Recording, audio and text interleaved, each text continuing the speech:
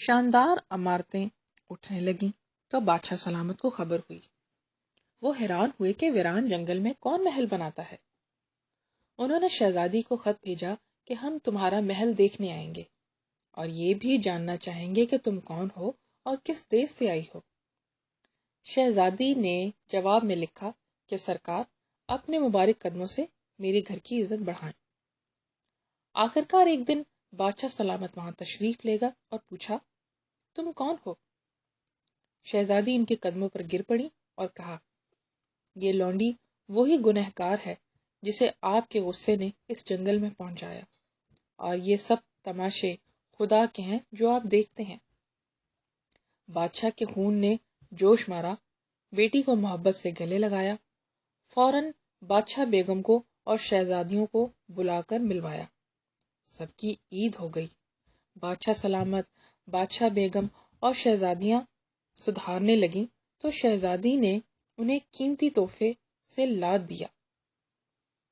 اب تو صورت یہ ہو گئی کہ بادشاہ سلامت کبھی شہزادی کو بلا کر اپنے پاس رکھتے اور کبھی خود سب کے ساتھ ان کے محل میں رہتے۔ آخر وہ وقت آ پہنچا جو سب کو پیش آتا ہے۔ بادشاہ سلامت نے ان کو اپنا جانشین مقرر کیا۔ ان کے بعد یہ سارا کاروبار سنبھالنے لگی۔ اللہ نے دن دوگنی رات چوگنی دولت عطا کی۔ نیت نیک ہو تو برکت ہو ہی جاتی ہے۔ یہ تھی ساری داستان۔ اب بتاؤ، ارادہ ہو تو سفر کی تیاری کرو۔ میں نے جواب دیا، اب میں روانہ ہوتا ہوں۔ آخر رخصت ہو کر منزل کی طرف چلا۔ کوئی 1 برس کا سفر طے کر کے میں شہر نیم روز میں جا پہنچا۔ وہاں میں نے سب کو ماتمی لباس پہنے پایا۔ مہینے کی پہلی تاریخ ہوئی تو امیر غریب بادشاہ فقیر سب ایک میدان میں جمع ہوئے۔ میں بھی کھڑا تماشا دیکھتا تھا کہ کیا ہونے والا ہے۔ اتنے میں جنگل سے ایک جوان بیل پر سوار نکلا، غصے میں بفرا ہوا آیا اور وہی کیا جو سوداگر نے شہزادی کو بتایا تھا اور لوٹ گیا۔ میں سکتے میں آ گیا، کھڑا دیکھتا رہا۔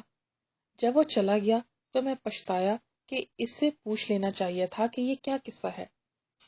گن گن کے دن کاٹے، پھر پہلی تاریخ آئی اور وہی سب کچھ ہوا جو پہلے ہوا تھا۔ جب وہ جوان واپس جانے لگا تو میں اس کے پیچھے ہو لیا۔ لوگوں نے بہت روکا مگر میں نہ مانا، چلتا رہا۔ اس میں 2-4 آدمی میرے پیچھے بھاگے اور مجھے کولی میں جکڑ لیا۔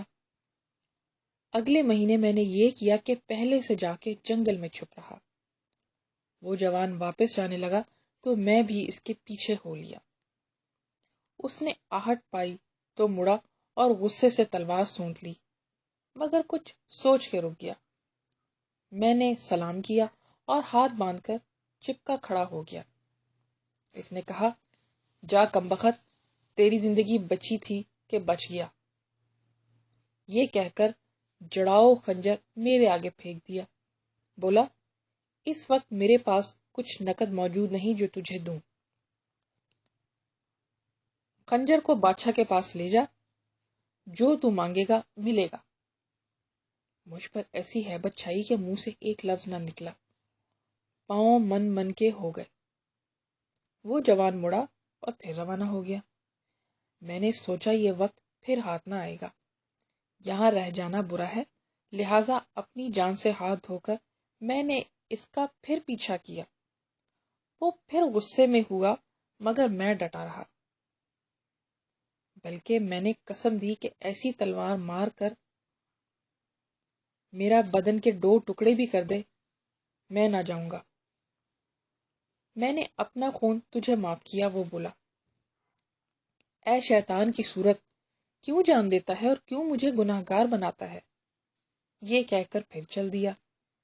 میں اس کے پیچھے چلتا رہا۔ کوئی 2 کوس چلنے کے بعد ایک 4 دیواری نظر آئی۔ اس جوان نے دروازے کے پاس پہنچ کر ایک بھیانک آواز نکالی۔ دروازہ آپ سے آپ کھل گیا۔ وہ اندر جا بیٹھا۔ میں باہر کا باہر کھڑا رہ گیا، حیران تھا کہ اب کیا کروں۔ اتنے میں ایک غلام آیا کہ چل، تجھے اندر بلایا ہے۔ شاید تیری زندگی کے دن پورے ہو گئے۔ میں نے کہا زہر نصیب، اور اس کے ساتھ اندر چلا گیا۔ میں نے سامنے پہنچ کر سلام کیا۔ اس نے بیٹھنے کے لیے اشارہ کیا۔ میں ادب سے سر جھکا کر بیٹھ گیا۔ وہ جوان زمرد کا ایک جھاڑ تیار کر رہا تھا۔ تھوڑی دیر میں اس کے اٹھنے کا وقت ہوا۔ جتنے غلام ادھر ادھر حاضر تھے ڈر کر کوٹھڑیوں میں چھپ گئے۔ وہ جوان اٹھ کر باغ کے کونے کی طرف گیا اور اپنی سواری کے بیل کو مارنے لگا۔ بیل نے بری طرح چلانا شروع کر دیا۔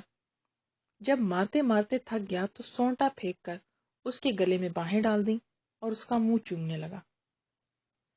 تھوڑی دیر بعد وہاں سے لوٹا اور نماز کے لیے کھڑا ہو گیا۔ نماز سے فارغ ہوا تو دسترخوان بچھ گیا۔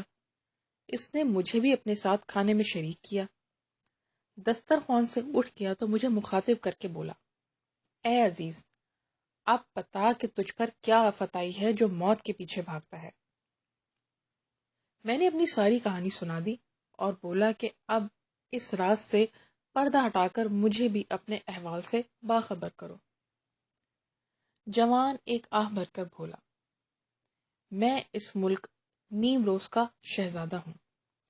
میں پیدا ہوا تو میرے والد نے، جو اس ملک کے بادشاہ ہیں، نجومیوں اور رمالوں کو بلا کر میری آنے کی زندگی کا حال پوچھا۔ سب نے حساب لگا کر بتایا کہ شہزادہ شبط لگن میں پیدا ہوا ہے، سکندر کی سی بادشاہت اور سکندر کا سا انصاف کرے گا، جتنے علم اور ہنر ہیں سب حاصل کرے گا، مگر 14 سال تک آسمان کی طرف سے بڑا خطرہ ہے۔ ڈر ہے کہ جنونی اور سودائی ہو کر رعایا کا بے گناہ خون کرے۔ ایسا بندوبست کرنا ضروری ہے کہ آسمان بلکہ چاند کی طرف بھی نہ دیکھے۔ یہ سن کر بادشاہ نے ایک باغ کی تیاری کی، بہت سے تہہ خانے بنوائے اور ایک برج نمدے کا بنوایا، جس میں سے دھوپ چھن چھن کر آئے مگر چاند، سورج اور آسمان دکھائی نہ دیں۔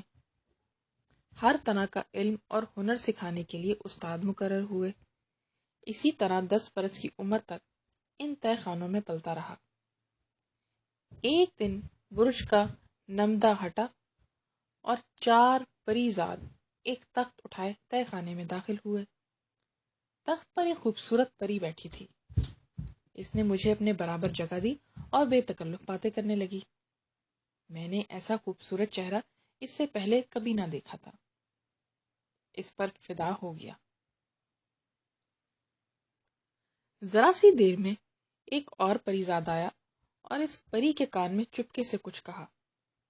وہ سنتے ہی اداس ہو گئی، بولی، اور کچھ تیرے پاس بیٹھتی، مگر زمانے کی گردش چین نہیں لینے دیتی۔ اب میں جانے پر مجبور ہوں، اگر زندگی ہے تو پھر ملاقات ہوگی۔ یہ سن کر میں سناٹے میں آ گیا اور ذرا دیر میں اس پری کا تخت نظروں سے اوجھل ہو گیا۔ پھر تو میری حالت بری ہوئی، جنون سا ہو گیا۔ بادشاہ تک یہ خبر پہنچی تو دنیا آنکھوں کے تلے اندھیری ہو گئی۔ چاروں طرف سے حکیم، ملا سب بلائے گئے۔ کسی نے دوا پلائی، کسی نے تعویذ گھول کر پلایا، محتاجوں اور فقیروں میں خیرات کی گئی، مگر کچھ نہ بنا۔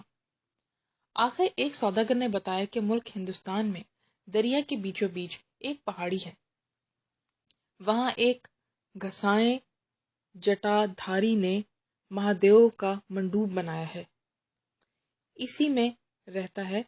اس کا قاعدہ ہے کہ شیواتری کے دن اپنی کٹیا سے نکلتا ہے، اپنی پڑھنت سے دکھ کے ماروں کی مدد کرتا ہے۔ بہت ہی مشکل ہے، کیا ہے؟